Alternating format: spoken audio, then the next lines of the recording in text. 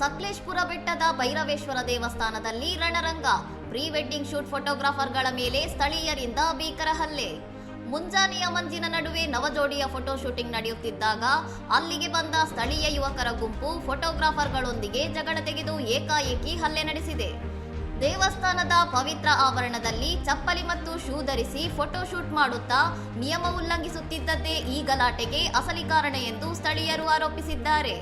ಫೋಟೋಗ್ರಾಫರ್ಗಳಿಗೆ ಈ ಹಿಂದೆಯೇ ಎಚ್ಚರಿಕೆ ನೀಡಿದ್ದರೂ ಕೇಳದೆ ಪದೇ ಪದೇ ನಿಯಮ ಮೀರುತ್ತಿದ್ದಾರೆ ಎಂದು ಆಕ್ರೋಶಗೊಂಡ ಗುಂಪು ಗೂಂಡಾಗಿರಿ ನಡೆಸಿ ತರಾಟೆಗೆ ತೆಗೆದುಕೊಂಡಿದೆ.